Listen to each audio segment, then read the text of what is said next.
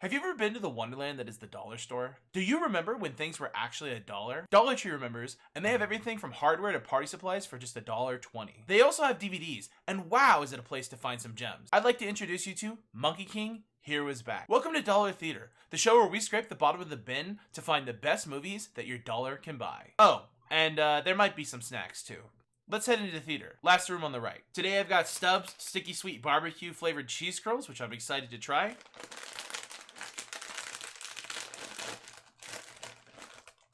They don't really give you a lot.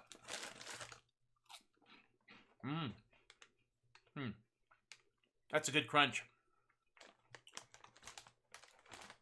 The sweetness isn't really what I would expect from barbecue. So, I have to say on the sweetness scale, it's pretty low. It's hard to go wrong with a snack for $1, but I guess if you like barbecue, this might not be for you. Hold on, it's time for the previews. A superhero's name must be cool. Ant-Boy. And you need a costume. Yeah. I'm the flea. Just like the insect, I'm impossible to get rid of.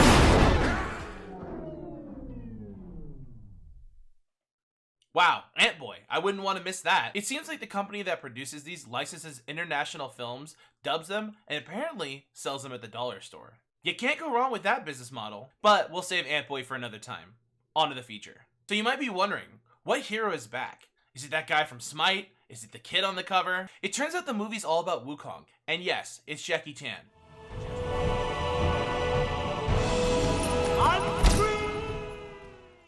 Just Jackie Chan apparently, because the credits don't even mention any of the other actors, despite the fact that there are some voices you may recognize. They never give credit to the rest of the actors as far as I can tell, not the dub actors or the original actors. I don't know if these guys are union. The movie starts off from the perspective of an orphan who was murdered by trolls and discovered by a monk. There's a whole section of the film where trolls attack the village, springing the boy into action, but nobody cares about that. Where is Hero? It turns out he's trapped in a cave and it's up to the boy to rescue him. Accidentally, of course. Hero is back, baby! Unfortunately for him, he's got some magical chains preventing him from using his full power. Don't get too excited though, because spoiler alert, they stay on for damn near the whole movie. But hey, here's where it starts to get interesting. The rock monster from Breath of the Wild shows up because it's his job to make sure that the monkey doesn't leave the cave. Along the way, we meet a colorful cast of characters like a pig who transforms and a dragon who only shows up at the end of the fight despite the fact that there's no interaction between him and Wukong at all. He was just turning into a bird or something. Sorry, what did you say, Jackie? Are you okay? Do you need help? How much did you get paid for this? Everything runs smoothly, there's a wonderful song I would play for you if I wasn't afraid of getting copyright strikes, and a montage plays of them presumably traveling across the land. Sorry, how far away from home are they? It must be really far because the monk seems to be searching the entire continent. What are you doing at the top of Mount Everest exactly? After that, they arrive at an inn with a totally not shady woman. Jackie Chan makes some bad one-liners. Wow, I had the feeling the service here would be terrible. And it turns out that they're actually trolls. Who would have thought? Unfortunately for him, the big bad shows up and wins the fight before retreating to his dungeon to prove that he's a World of Warcraft raid boss. That or a cultist from Indiana Jones. Somehow the monk shows up, the bad guy starts choking at a child. No, I'm not kidding. He actually grabs the child by the throat and starts choking him.